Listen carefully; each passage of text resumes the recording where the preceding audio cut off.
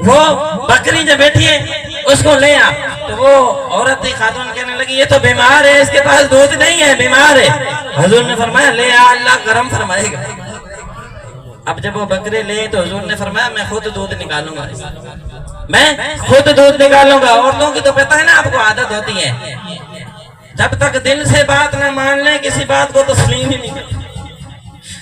बकरी ले आई लेकिन दिल से तस्लीम नहीं कर रही थी। बकरी आ गई, हुजूर ने फरमाया बर्तन ले आओ। कहती है कहा भी है कि दूध नहीं है, आप पता नहीं क्या करेंगे।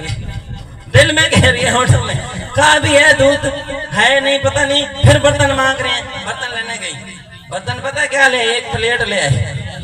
प्लेट में किसी ने दूध निकाला, प्लेट ले आई। वो उसको पता नहीं था कि कौन आया है आज। वो कहने लगी जब दूध नहीं है बर्तन क्या ले आऊं, प्लेट में निकलेगा क्या।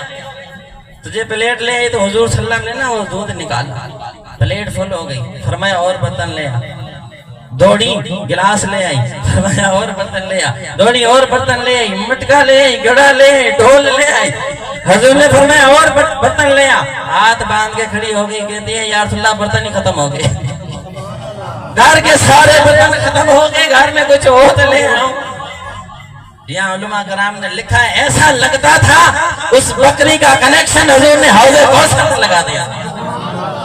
ऐसा लगता था वो दूध बकरी से नहीं हौज़े कौसर से आया। जब वो बकरी का दूध निकला ना हुजूर ने नौश फरमाया हजरत अबू बकर सिद्दीक ने, और बाकी जो बच्चा हुजूर ने फरमाया तो रख ले, तो रख ले। हुजूर सल्लम चले गए, अबू बकर सिद्दीक भी चले गए। वो अब औरत देखती रह गई, हैरान हो गई, देखती रही जहां तक नजरों से ओझल ना हुए, देखती रही